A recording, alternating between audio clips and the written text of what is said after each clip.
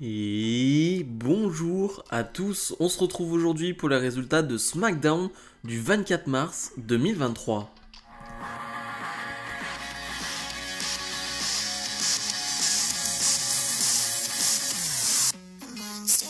Comme d'habitude, on n'oublie pas de mettre le pouce vers le haut et de s'abonner. Le show bleu qui ne perd pas une seule seconde. On débute directement avec Cody Rhodes face à Ludwig Kaiser. Un match qui a lieu car la semaine dernière, après SmackDown, on a eu une grosse altercation entre Imperium et Cody Rhodes. Du coup, on se retrouve avec Ludwig Kaiser face à Cody Rhodes. Déjà, je dois le dire, encore une fois, entrée fantastique de Cody Rhodes. Franchement, le cri sur l'entrée de Cody Rhodes, le « wow », il est impressionnant et je l'ai remis 2 fois. Voilà, je l'avoue, allez, j'ai remis 2 fois l'entrée de Cody Rhodes parce que c'est un plaisir et je ne fais que penser à l'entrée de Cody Rhodes devant 60 000 personnes à WrestleMania.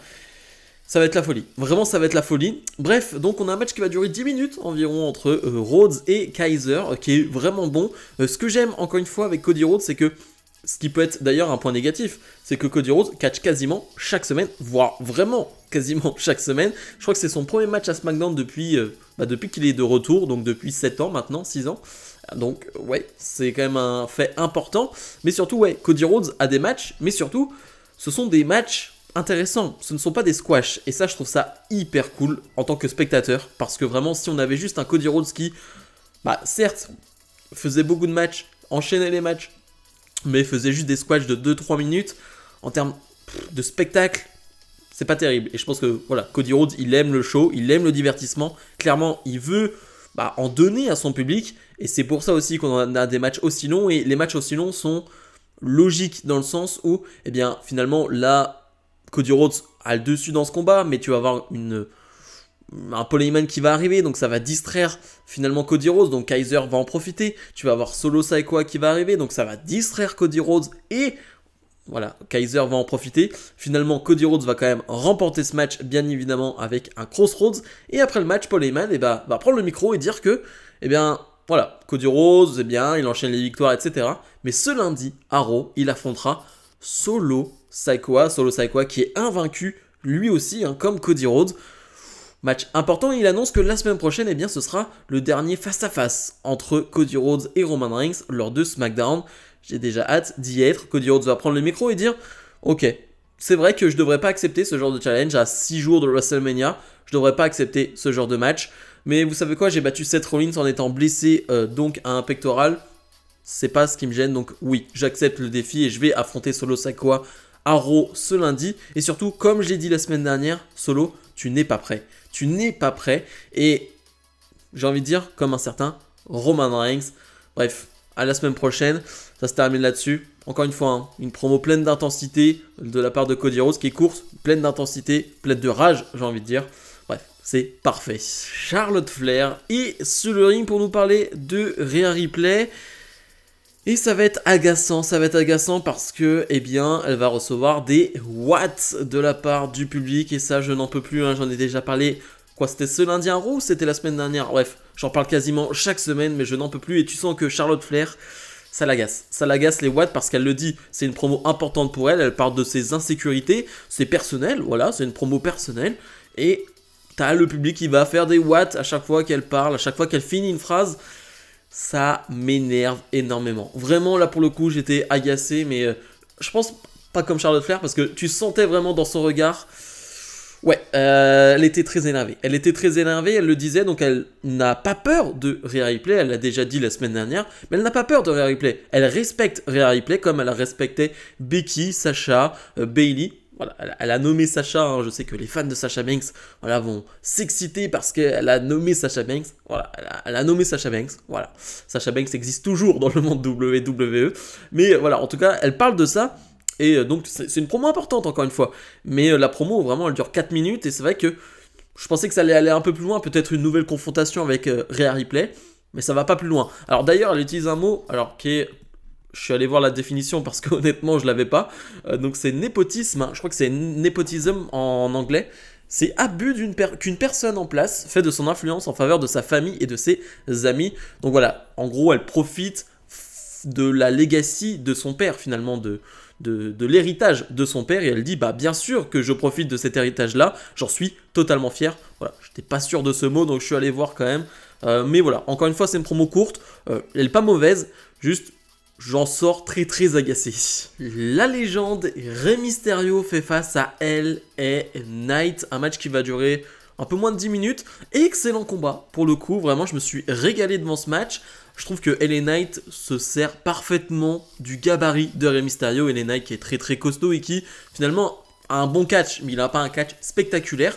Et face à un Rey Mysterio, bah, ça fait bien le boulot. C'est-à-dire que leurs deux styles, eh bien, je trouve que ça match très bien, donc ça donne un vrai bon match. Pendant le combat, on va avoir forcément Dominic Mysterio qui va arriver une première fois, ce qui va vraiment gêner Rey Mysterio, donc LA Knight va reprendre le dessus. Mais au moment où Rey Mysterio justement arrive à porter son 619 ou va porter son 619, et bah Dominic Mysterio va faire une énième intervention et LA Knight va en profiter pour gagner ce match avec un roll-up. Donc belle victoire, j'ai envie de dire, de LA Knight à une semaine de WrestleMania, lui qui n'est pas à WrestleMania. Je pense qu'il aura un segment, voilà, il aura un angle, il aura quelque chose. Je ne serais pas étonné qu'il ait un angle avec Stone Cold ou quelque chose comme ça. Voilà, je ne serais pas étonné de ça pour le coup. Et donc, après le match, Dominic Mysterio va prendre le micro. Et là j'ai envie de dire, le reste appartient à l'histoire. Dominic Mysterio, donc, qui va encore une fois, eh bien, critiquer son père. Rey Mysterio qui va juste s'en aller, hein, qui lui n'est pas intéressé pour un combat face à son fils, il l'a déjà dit à plusieurs reprises, ça ne l'intéresse pas. Mais ce soir, eh bien, il y a quelque chose d'intéressant. Au premier rang, il y a la femme de Rey Mysterio, donc la mère de Dominic, et la sœur de Dominic, donc la fille de Rey Mysterio. Et là, ça va aller trop loin. Ça va aller trop loin parce que Dominic va dire... Bah, en fait, j'en veux aussi à Rey, à mon père, mais finalement, toi aussi, tu l'as accompagné dans ce qu'il a fait, donc tu n'es pas meilleur que lui, finalement, tu ne mérites pas mieux. Et au moment où la mère de Dominic va reprendre le micro pour parler, et bah, Dominic va lui lancer un énorme ferme-là, et là... c'est la goutte de trop. C'est la goutte de trop pour Rey. Rey va arriver, va bousculer Dominic, va lui mettre une droite et va le mettre au sol. Le public n'en peut plus, le public est debout. Il y a des holy shit, il y a des... Ouais, vraiment, il y a une ambiance de dingue. Vraiment, on le savait, le moment où Rey allait frapper Dominic, la salle allait exploser et c'est vraiment ce qui s'est passé. Et là, Rey, il n'en peut plus. Rey, il n'en peut plus, il le dit, tu parles pas comme ça à ta mère. C'est trop pour moi. Tu veux un match à WrestleMania, tu l'as. Rey Mysterio face à Dominic Mysterio à WrestleMania, c'est officiel. Franchement, je sais que ça va être Kevin Owens et Sami Zayn face aux Usos, le main event. Mais honnêtement, un Rey Mysterio face à Dominic, en termes d'histoire, ça mériterait totalement d'être en main event. Ça ne l'est pas et ça ne le sera pas. C'est pas très grave en soi. Mais par rapport à ce qu'ils ont fait, par rapport à l'ambiance qu'il va y avoir dans ce match... ça mériterait d'être dans le main event. Franchement, c'est du très très haut niveau cette histoire. Match de qualification pour ce match à 4 équipes lors de WrestleMania. On retrouve Shotzi et Natalya face à Lacey Evans et Xia Li. Vraiment, je dois vraiment parler de ce match. Il n'y a rien à dire. Il y a Shotzi qui essaye d'ajouter un peu de folie à ce combat. Elle va faire un suicide dive. Voilà, c'est à peu près tout ce qu'il y a à retenir surtout, mais... on fait une équipe, enfin 2 équipes tellement random, tellement aléatoires. Shotzi et Natalya ensemble, Lacey Evans et Xia Li ensemble, vraiment c'est tellement aléatoire, vraiment ça n'a aucun sens. Finalement c'est Natalya qui va faire abandonner, je ne sais plus qui, mais en tout cas elle va faire abandonner quelqu'un. Natalya qui a fait juste ça du match d'ailleurs. Et après le match, Ronda Rousey et Shayna Baszler vont arriver, vont faire mine de venir sur le ring et finalement, elles annoncent qu'elles sont directement qualifiées pour ce match à WrestleMania. Pas de match de qualification, elles sont directement dans ce combat. Donc il ne manque plus qu'une équipe à découvrir finalement. Il n'y a qu'une équipe encore qui doit se qualifier pour ce match. Clairement, hein, je vais pas, c'est pas un énorme spoil, mais c'est le match qui me hype le moins de Mania. Vraiment, j'en ai rien à faire de ce combat et je pense que je vais m'arrêter là-dessus parce que ça ne vaut pas mon temps. Signature de contrat entre Sheamus, McIntyre et Gunther, donc un match pour le titre intercontinental à WrestleMania. Au tout début, on a Sheamus et McIntyre qui vont encore une fois se prendre la tête, hein, parce que, eh bien, Sheamus prend un peu trop ça personnellement, c'est-à-dire que pour lui McIntyre le trahit, c'est-à-dire que Sheamus court depuis des mois après ce titre intercontinental et Drew McIntyre veut ce titre intercontinental et donc ça met leur amitié de côté. ça gêne Sheamus, mais McIntyre le dit, eh bien, c'est le business, c'est comme ça que ça marche, et il n'y a rien de personnel. Gunther va arriver, et lui, Gunther est très énervé parce qu'il ne comprend pas pourquoi, eh bien, il se retrouve dans un match où il n'a pas besoin de prendre le tombé pour finalement perdre son titre, ce qui est vrai, et ça doit être très très énervant. Finalement, on voyait un Butch très excité depuis le début du segment, vraiment, je ne sais pas si vous avez fait un focus sur Butch depuis le début. Il fait que taper sur Sheamus, il fait que taper sur Edge Holland, bref, il saute vraiment de partout. Et alors que Gunther dit qu'il peut battre tout le monde sur le ring, eh bien, Butch va lui sauter dessus. On va se retrouver donc avec un Butch face à Gunther, qui nous rappelle bien évidemment les grands matchs entre Gunther et Pete Dunne du côté de NXT UK, les takeovers. C'était des matchs exceptionnels, vraiment exceptionnels. Ce Pete Dunne, Gunther, vraiment, c'est presque un classique, j'ai envie de dire. Alors là, on n'est pas dans, j'ai envie de dire, la même configuration et on a un Butch. D'ailleurs, il y a des rumeurs sur le fait que, clairement, au cours de l'année, Butch va retrouver son nom, c'est-à-dire Pete Dunne, et j'ai envie de dire tant mieux, et on va vraiment retrouver l'attitude du Bruiserweight, et ça c'est une très bonne nouvelle pour SmackDown ou pour Raw, peu importe, mais voilà, voir un Pete Dunne qui est une très jeune superstar, qui est pétri de talent, ça peut être qu'une bonne chose. Bref, on a un match qui va durer 6-7 minutes, qui est vraiment bon, pour le coup, il y a de l'intensité, mais tout va se passer aussi à l'extérieur du ring, avec un McIntyre qui va prendre un coup malencontreux de la part de Butch. McIntyre va du coup s'en prendre à Sheamus. T'as Ridge Holland qui va s'embarquer là-dedans. Bref, c'est un bordel. Mais à l'intérieur du ring, eh bien, Gunther va faire la différence et gagner ce match. Après le match, McIntyre porte un Claymore. Alors, on imagine que le Claymore était porté sur Sheamus, mais atterri sur Gunther. Et donc, on se retrouve avec Sheamus et Drew McIntyre debout. Voilà. On est à une semaine de ce match à WrestleMania, un match qui clairement a la possibilité d'être le match de WrestleMania. Ça va être violent, ça va être intense, ça va être brutal, bref, tout ce qu'on aime. Et le segment Main Event, le Kevin Owens Show, donc, qui a pour invité un certain Sami Zayn. Et Sami Zayn va se rappeler, j'ai envie de dire, les bons souvenirs, les bons moments, c'est-à-dire que Sami Zayn va se dire, mais attends, là, on est tellement dans cette folie, on est dans cette guerre avec Roman Reigns, avec la Bloodline, qu'on en oublie presque d'où on vient, et finalement, tout ce qui s'est passé et où on arrive, surtout. C'est-à-dire qu'on est meilleurs amis depuis 20 ans, on se connaît depuis toujours, et on va se retrouver à WrestleMania, dans un match par équipe, pour les titres tag. Enfin, c'est la folie. Et même vous, mettez-vous juste à leur place, en fait. C'est incroyable. T'es avec ton meilleur ami, et tu vas être à WrestleMania en équipe avec lui pour finalement un titre hyper important, un titre hyper prestigieux face à l'une des meilleures équipes de tous les temps, les Usos. Et en plus, on va le dire, sûrement dans le main event. D'ailleurs, c'est toujours pas officiel, ils l'ont pas annoncé encore cette semaine. Je pensais que Michael Cole allait terminer le show en disant cela, mais non, ils l'ont pas annoncé que finalement les Usos, Sami Zayn et Owens allaient être dans le main event.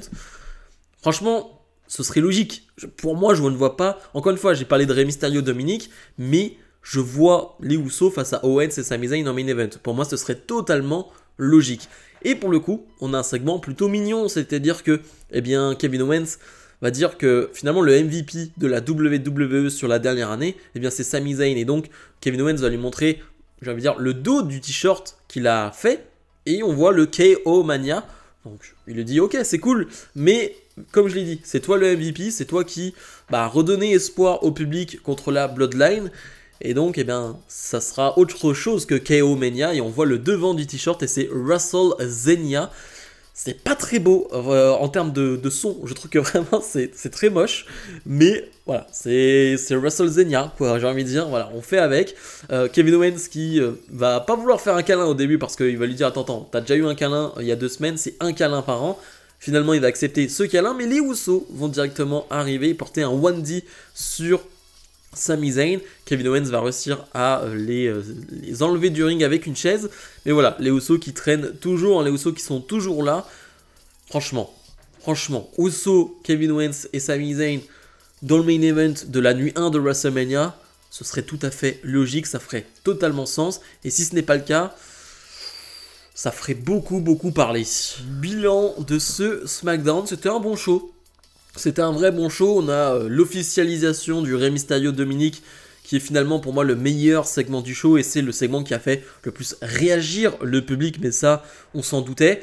Mais dans l'ensemble, c'était un bon show. On a eu le Rey Mysterio LA Knight qui était un bon match. Cody Rhodes, Ludwig Kaiser, c'était un bon match. On a un segment main event qui n'est pas extraordinaire, mais c'est un bon segment main event. Voilà, encore une fois, il s'est pas passé 1000 choses, mais dans l'ensemble, je trouve que c'est quand même un show correct. Encore une fois, je reviens dessus, mais pas de nouvelles de Bray Wyatt. Ça sent pas bon. Le Bray Wyatt Bobby Lashley de WrestleMania, ça fait 3 semaines maintenant qu'on n'a plus de nouvelles de Bray Wyatt. Je rappelle et je le précise, il n'y a aucun problème avec Bray Wyatt en termes de booking ou quoi que ce soit. Bray Wyatt est juste blessé. Voilà, je préfère le préciser parce que certains s'inventent des trucs de « Ah, Vince McMahon est de retour, c'est pour ça qu'il ne book pas Bray Wyatt. » Non, non, ce n'est absolument pas ça. Bray Wyatt est juste blessé. Malheureusement, ça tombe au pire des moments à 1 mois de WrestleMania. Mais il est blessé, donc n'essayez pas d'inventer des histoires, et je le dis parce que j'ai vu ce genre de commentaires, et ça commence à m'agacer de me répéter sur le fait que Vince McMahon n'est pas au booking de la WWE, j'en ai un peu marre, mais je le refais quand même. Voilà, il n'est pas au booking de la WWE, et Bray Wyatt est malheureusement juste blessé, donc voilà, on va sûrement avoir un adversaire de dernière minute pour Bobby Lashley, mais ça, on y reviendra. Bref, ma note pour ce show, je dirais un 8 sur 10, c'était un bon show. Voilà, il y a des choses qui ne vont pas, mais globalement, c'était un vrai bon show. Bref, comme d'habitude, n'oubliez pas de mettre le pouce vers le haut, de vous abonner. Et nous, on se retrouve dès la semaine prochaine pour cette grosse semaine de catch. Salut, salut!